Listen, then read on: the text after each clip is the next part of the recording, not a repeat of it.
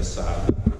Quando Priamo mi ha proposto di presentare il lavoro, io ho accettato chiaramente con entusiasmo, perché con Priamo insomma, abbiamo condiviso diversi momenti dal 95, diciamo, quando a Ussana avevamo creato questo gruppo Cultura che aveva in effetti con Priamo e un altro gruppo di giovani avevano rivoltato il paese, verificato all'interno delle case tutto ciò che esisteva a livello di emergenza culturale, e il lavoro era poi sfociato in una serie di mostre di una certa importanza, di una certa rilevanza, quindi diciamo che è stato un lavoro molto molto proficuo e molto positivo.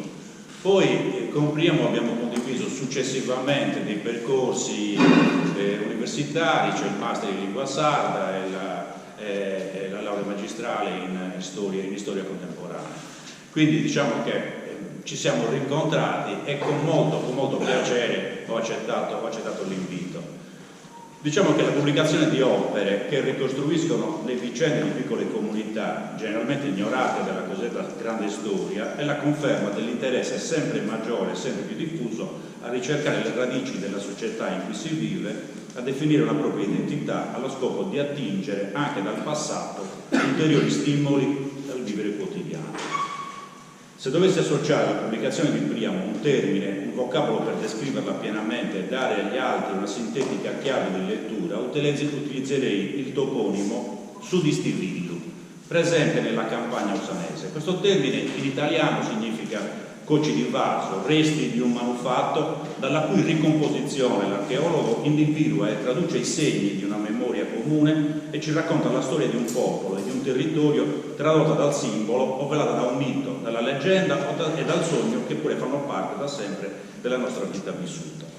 L'opera è organizzata in 5 capitoli. Nei primi capitoli presenta il quadro cronologico e culturale generale per la Sardegna, parte dal primo popolamento dell'isola con i ritrovamenti di Laer Perfugas, attraversa il Neolitico, caratterizzato dalle diverse culture materiali, soffermandosi sulla nascita e sviluppo della civiltà nuragica, i primi contatti con i Fenici e la dominazione punica prima della conquista romana. La fine dell'impero romano, la breve parentesi vandalica prima della nuova conquista bizantina, che accompagna la Sardegna nel mondo orientale, dal quale, dopo secoli di buio, ci ricompare suddivisa in 4 giudicati con forme di autogoverno molto particolari. L'arrivo delle repubbliche marinare di Pisa e Genova con a seguito gli ordini monastici, l'istituzione del Regno di Sardegna e Corsica, fortemente voluta dal Papa Bonifacio VIII, segnano l'inizio della fine giudicale. La fine del giudicato di Arborea, che segna il definitivo passaggio dalla Sardegna ai catalano-aragonesi prima e agli spagnoli poi, che avranno un ruolo molto importante nella nostra storia. Nel 4° e 5° capitolo Priamo affronta la dominazione catalano-aragonese prima e spagnola poi, la nascita del feudalesimo sino alla sua decadenza, e con il 1847, anno che coincide con la fine del regno in Sardegna e segna l'avvio di una nuova fase storica che legherà le vicende dell'isola a quelle del costruendo Stato italiano. Infine le vicissitudini che caratterizzano il Novecento, il secolo breve, segnato dalle grandi guerre e dalla rinascita, sino ai fatti che riguardano i giorni nostri. Dal generale al particolare, la storia di Ussana, così come viene presentata e documentata dall'autore, trova all'interno della storia generale della Sardegna i suoi punti di riferimento, che ci permettono di coglierne i contorni e capirne la sua evoluzione. Senza trascurare nulla e intensamente partecipe, Priamo sottopone al settaggio dell'analisi siti e contesti materiali, anche apparentemente di poco conto, abbracciando gli orizzonti prenuragici, nuragici e dell'Evo antico, così da dare un quadro complessivo del territorio. Al fine di rendere godibile la lettura e permettere al lettore di approfondire gli argomenti, accompagna il testo con un'accurata bibliografia e la pubblicazione di documenti inediti provenienti dall'Archivio di Stato di Torino. Il contributo che il libro offre alla conoscenza della storia di Ussana è davvero prezioso. Allora, per quanto riguarda l'età punica, risultano scarse le tracce materiali osservabili sul territorio. Tale vuoto nella documentazione segnala il momento di grave crisi e popolamento, determinato dalla fine della civiltà nuragica a seguito dell'instaurarsi del dominio coloniale di Cartagine. In questo periodo il territorio è da immaginarsi come quasi del tutto inabitato. I risultati dell'analisi permettono di formulare alcune considerazioni riguardo all'assetto del territorio in età romana. Il costante aumento della popolazione, dallo spopolamento dell'età punica riscontrabile tra il IV e il V secolo a.C., in concomitanza con la conquista armata dei Campidani da parte degli eserciti cartaginesi, e con la fine della civiltà nuragica si passa ad una ripresa del popolamento tra il IV e il III secolo a.C., probabilmente per il trasferimento sul territorio di coloni da adibire allo sfruttamento delle terre. Il passaggio al dominio romano non avvenne in maniera traumatica, in quanto è rilevabile in base all'abbondanza delle testimonianze materiali riferibili al I secolo a.C. Tracce significative di una certa attività edilizia attorno a questo periodo sono state riscontrate a Ussana. Nel 1949 il professor Giovanni Lilliu ha messo in luce in località San Lorenzo, a pochi chilometri dal paese, i resti di un edificio termale di epoca romana, secondo secolo d.C., e altri ruderi che testimoniano l'esistenza di una fattoria sviluppata successivamente in una curtis, che comprendeva anche la chiesetta di San Lorenzo, della quale non rimangono che poche tracce. Lilliu afferma che la chiesetta, costruita prima del XII secolo, sorgeva nella parte centrale delle terme. Sul toponimo Ussana diverse sono le interpretazioni e le ipotesi che gli studiosi danno alla interpretazione del nome. A questo proposito, molto interessante risulta la ricerca condotta da Priamo, che fornisce un quadro esaustivo dello stato degli studi in materia. Dopo la conquista bizantina, la Sardegna divenne una delle 7 province africane, costituita dall'imperatore Giustiniano e posta alle dipendenze di un prefetto del pretorio residente a Cartagine. Fino al VII secolo la sua amministrazione restò affidata a 2 autorità distinte, un preses, che aveva il compito di occuparsi dell'amministrazione civile e che aveva alle sue dipendenze numerosi funzionari, e un dux, al quale era affidata l'amministrazione militare. Nel corso dell'VIII secolo la carica del preses perse di importanza e le sue mansioni vennero assorbite da quelle del dux, per arrivare a concentrarsi successivamente in un'unica figura, lo Iudex Sardinie, con residenza a Cagliari. Questa sembra a grandi linee la teoria più accreditata sulle origini dei giudicati sardi, in base ai meccanismi interni che condussero alla formazione politico-istituzionale delle 4 entità statuali, nelle quali poco dopo la metà del 1000 la Sardegna risulta divisa. La villa di Ussana, nel periodo giudicale, faceva parte della curatoria di Doria. Bonifacio VIII cede il regno di Sardegna agli aragonesi, che la conquistano a partire dal 1326. Quando Pietro IV d'Aragona fu in grado di celebrare il Parlamento, perché in effetti Pietro IV non fa altro che applicare in Sardegna una struttura istituzionale e politica già presente a Barcellona, già presente in Catalogna e in Aragona. Quindi la nascita dei parlamenti in Sardegna parte proprio dal 1355, perché è voluta proprio da Pietro IV cerimonioso, il quale tra l'altro, oltre ai rappresentanti della Chiesa, delle città regge e della feudalità, comprende per suo volere anche il braccio dei sardi. Tra questi ultimi erano presenti anche i rappresentanti del villaggio di Ussana. Questo si può verificare attraverso la lettura degli Acta Curiarum Re di Sardine 1993, edito dalla regione Sardegna. Escluse le chiese, le territori di Ussana non sono molte le testimonianze materiali legate all'età bizantina giudicale. Tra l'altro quello che emerge di questo periodo si può far risalire soprattutto alla chiesa di San Nicola in Donori, scomparsa, dalla quale provengono sicuramente tutta una serie di manufatti che si trovano, li possiamo vedere tranquillamente all'interno della chiesa parrocchiale. Nessuna testimonianza è nota intorno al IX secolo, periodo nel quale la popolazione e il numero dei centri abitati dovette ulteriormente diminuire. Quali erano i villaggi abbandonati o presenti del territorio? Ussana è spopolato nel 1416, risulta spopolato nel 1416, viene nuovamente abitato nel 1494, quindi diciamo che può essere anche un punto di riferimento per una nuova ricerca, a partire dai dati presenti nell'archivio della Curia Arcivescovile, gli Acta Curiarum, il registro dei nati, eccetera, eccetera, che diventa obbligatorio dopo il Concilio di Trento, quindi alla fine del 500, 1569 sicuramente, mi sa che lo scrive anche Priamo, i libri parrocchiali sono presenti nell'archivio della Curia Arcivescovile, quindi potrebbe essere uno spunto per una nuova ricerca, per capire chi erano i predecessori, chi ha abitato il paese nel 1494. A noi risulta che arrivarono in Sardegna spinti anche dal re di Spagna arrivarono dei maiorchini, abitanti dell'isola di Maiorca. Tra l'altro c'è una ricerca che avevamo fatto forse alla fine degli anni 90, avevamo riscontrato proprio nell'archipio di Manacor, un paese che si trova nelle immediate vicinanze di Palma di Maiorca, la presenza di cognomi relativi proprio a insediamenti umani provenienti da Maiorca e stabiliti a Usa. Tra l'altro poi abbiamo anche l'altro esempio di Villamar. Villamar c'è un rione maiorchino, quindi in effetti, siccome anche Usana era sotto il dominio Aymerich, come lo era allora, come lo era Villamar, quindi molto probabilmente gli Aymerich portarono dalla Spagna, dalle isole Baleari, una serie di abitanti che poi praticamente ripopolarono i nostri paesi abbandonati. Tra l'altro poi la chiesa parrocchiale, che è un'opera, diciamo, che parte come costruzione alla fine del 400, quindi con nuovo insediamento umano, utilizza viene dedicata a San Sebastiano proprio per questo motivo qui, perché San Sebastiano è il santo, diciamo, che protegge dalla peste, quindi da tutta una serie di eventi naturali che avevano spopolato il paese. Altri luoghi abitati era Sicerri, disabitato nel 1416, situato presso la chiesa diroccata di Santa Giuliana, a 5 km a nord di Usana. Suaiana o Giana, disabitato nel 1225, confinava con Costara e Sicerri. Cisterna, disabitato nel 1467, sito probabilmente in prossimità della chiesa di San Pietro in Costara, a mezz'ora est di Usana, così dice Vittorio Angius nella sua opera. Quindi praticamente diciamo che di questo periodo noi abbiamo di importanza notevole la chiesa di San Saturno, Sant'Usadullu, il cui primo impianto risale alla seconda metà del XII secolo. Della storia, scusate, è venuto anche da ridere, perché lì il legislatore ha dimostrato di non capire niente, di non conoscere il contesto.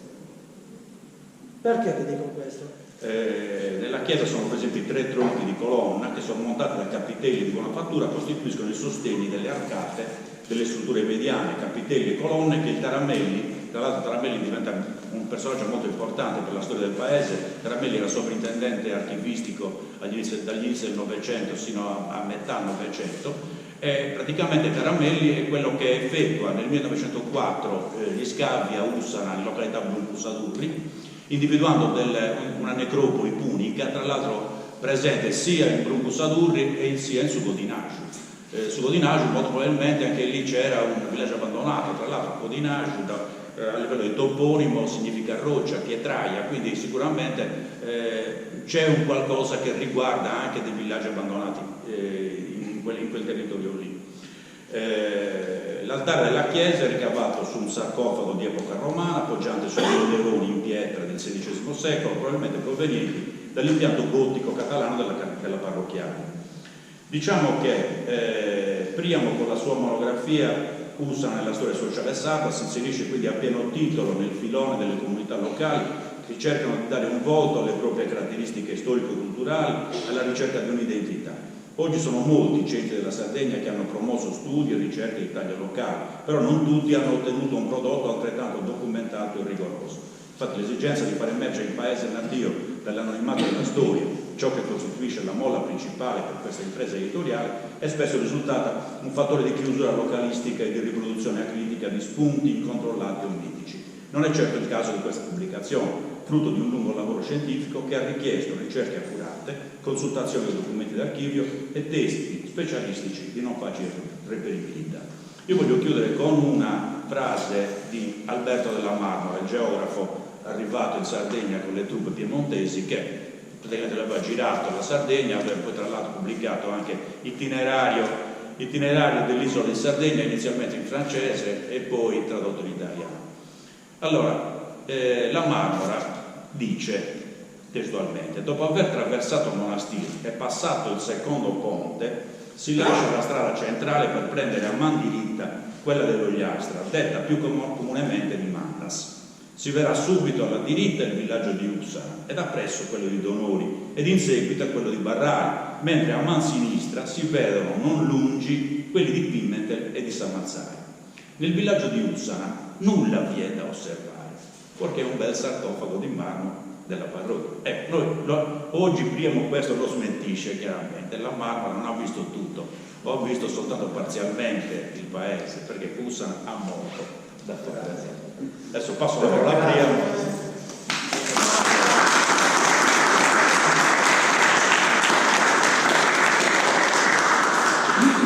Avete capito perché ho invitato il Fisio alla presentazione, no? Adesso a parte le battute, vi ringrazio per la vostra presenza, ringrazio il Fisio per questa sua illuminata presentazione di una presentazione di spessore culturale, intellettuale e umano. Perché ho invitato il Fisio? Il Fisio perché sono degli amici di fuori paese che non sanno che è Fisio Ignazio Marras. Il Fisio è stato sindaco di Ussana, con il quale ho avuto la mia prima esperienza di ricercatore. In sostanza nel 1994, dopo aver fatto degli studi delle ricerche universitarie per l'università tenente alla storia delle tradizioni popolari, ho avuto l'occasione di partecipare a una selezione per un progetto per la valorizzazione culturale del territorio di Ussana. E grazie a Dio è andata bene, ho avuto la mia prima esperienza professionale e anche la mia prima esperienza di formazione veramente sul campo. Come ha detto il Fisio, abbiamo in comune, oltre all'amicizia, anche delle ideologie dal punto di vista per quanto riguarda l'identità culturale, e abbiamo in comune un excursus su dei studi. Siamo specializzati come docenti di lingua sarda, siamo dottori magistrali di studi società, quindi chi meglio di Fisio poteva interpretare il mio pensiero. Io diciamo che Fisio ha toccato tutti i tasti cronologici del libro, in sostanza nel suo senso diacronico e sincronico, cioè dello spazio e della durata del tempo, della presentazione del nostro paese. Io diciamo che ho iniziato questo lavoro perché 20 anni fa in questa sede, nel settembre del 1999, pubblicai da giovane studentello, da giovane dottoretto, per dire in sardo, Ussana tra storia e immagini, esattamente settembre 1999. E mi ero posto l'obiettivo di rivedere tutto il lavoro in seguito alla mia formazione successiva, all'esperienza professionale, di studio, di vita e così via. E quindi grazie a Dio ci sono riuscito a portare fuori dopo 20 anni esattamente questo lavoro in modo più approfondito, poi sarete voi a giudicare. In questo mio lavoro ho toccato un tasto, come ho detto anche in Fisio questi giorni, per quanto riguarda la toponomastica, perché solitamente dice ma Ussana da noi deriva sulla Savarauna Ussana, i Fenicia, è prelatina, è lo stato latino, il posto latino e così via. E ho fatto questa ricerca sul toponomastico che mi ha dato un approfondimento anche delle mie conoscenze. Per esempio, ci sono stati degli studiosi, diciamo che nel testo, per andare con ordine, sono presenti tutti i passaggi in cui compare Ussana. Ussana compare inizialmente nel XIV secolo, successivamente abbiamo Ussane, Ossane nell'archivio del Vaticano, per le decime, e Ussana successivamente. Poi attraverso gli atti che sono presenti nel testo c'è Ussane, Ussani e così via. Sicuramente questo è dato dalla errata interpretazione dell'amanuense. Non dimentichiamo che in quel periodo quando si trascrivevano gli atti, i documenti ufficiali scritti in latino, in certi casi con la lingua del dominatore di turno, non c'era una conoscenza molto adeguata della lingua sarda e quindi c'era qualche errore, a mio avviso. Successivamente, poi potete analizzare il tutto, ci sono diverse interpretazioni, quindi un'interpretazione che rimane, diciamo, che va per la maggiore è quella che il nome di Ussana, il toponimo di Ussana, sia pre-latino. Quindi o derivi dal punico o dal fenicio oppure dal paleosacro addirittura. Ci sono alcuni studiosi, tra i quali il professor Giulio Paulis, che è stato il nostro docente, glottologo, diciamo dei più grossi glottologi a livello nazionale, dice che la radice ur, perché troviamo Ursana, come potete vedere, significa acqua. Quindi potremmo ipotizzare, interpretare che successivamente con l'arrivo dei Romani, quindi con la lingua latina, sia l'acqua buona, un esempio, sana, acqua sana. Successivamente ho preso un altro pensiero del professor Massimo Pittà, che lui è un bravissimo glottologo, e dice che Ussana sia di origine sardiana. ed elabora una comparazione con altri microtoponimi presenti nel territorio regionale, esempio Ussala in Arorgoso, tanto per fare un esempio che ho messo. Però ciò che mi ha colpito è quando il Pittao dice che Ussala sia una variante di Ussara, e qua dobbiamo stare attenti, Ussara. Perché mi ha colpito questa sua interpretazione? Ussara, in sostanza dice, il Pittao dice Ussara che prenderebbe il nome dal sardiano Aussara, scusate. Allora, Aussara, che vuol dire clematide cirrosa, che serve sull'indirizzo, no? Chi conosce la lingua sarda c'è pure intreccio. Dunque, se noi, ho fatto, si pensa che questo toponimo abbia perso la A iniziale e rimane Ussara. In sostanza il posto potrebbe, ipotizza lo studioso, che potrebbe essere il posto dell'indirizzo. Noi sappiamo che in questa zona dei Verdulai c'è via mera dell'indirizzo, no? Qualcuno mi corregga. Quindi questa potrebbe essere una interpretazione. Abbiamo l'interpretazione del professor Paulusi, l'interpretazione, non vado nei dettagli dulligesi, è l'interpretazione del professor Pittao, mentre un'altra interpretazione che riguarda Ussara, che deriverebbe da Ussara, la tocca il Dedola. Ecco, il Dedola dice che in sostanza è prelatino, quindi addirittura dalla Cadico, e si potrebbero dare diverse interpretazioni che potremmo vedere. Una interpretazione che dà il Dedola è questa. Allora, dalla Cadico Ussu, fondazione base, più Ulu, che significa città. Ussulu col significato di fondazione abitativa, ossia villaggio costruito in pietra. Io su questa sua interpretazione non sono d'accordo, perché la pietra in sardo, pre-latino, è zeppara. Quindi avremmo dovuto dare l'interpretazione di zeppara. Infatti vicino ad Ales c'è la frazione di zeppara, che è terreno sassoso.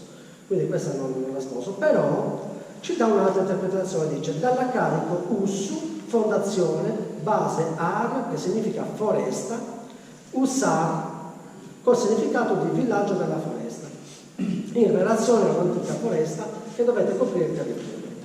Io dico, dunque, potremmo ipotizzare e interpretare che Ussara, villaggio della foresta, in sardo bidda de su littu, ormai lo stiamo perdendo, usiamo sempre vadenti in prodotto, ma c'è littu e c'è padente, e punti differenti. Cosa sappiamo di Ussara? Che i bellumanenti chiederemo sempre di Verdulai, non chiederemo a casa di noi, no? Che Dio conosce lo solo. Fino agli anni 70 Verdulai era la Boscari, poi ipotizziamo che ci fosse più largo e più piccolo. Quindi è un'altra interpretazione. Allora poi c'è un'altra interpretazione presa del territorio. Io cosa mi sono detto? Ho detto, da storico in questo caso, oltre che linguista, nel mio piccolo ovviamente, tanto per non essere frainteso, la terza interpretazione del Dedola e le considerazioni del Pittao e del Paululis mi portano ad una riflessione storica, comparativa e linguistica, attraverso la quale mettiamo in risalto come in Sardegna erano e sono presenti diversi toponimi simili con la dicitura Ussara. E andiamo subito. Ussarella, col significato di piccola Ussara, in sardo Ussarella, che è scomparsa, era un centro vicino a Ussaramanna. Poi abbiamo l'attuale Ussaramanna, col significato di grande Ussara, e Ussara de Sipollo, era un centro vicino a Serramanna, testimoniato anche dall'illuminato professor Francesco Cerretti. Quindi il canonico Spano testimonia la presenza di un obido Ussara anche nella Mauritania, mentre il Terracini, un altro grande studioso del Novecento, espone la presenza di Ussan nel condario di San Pietro di Silchi,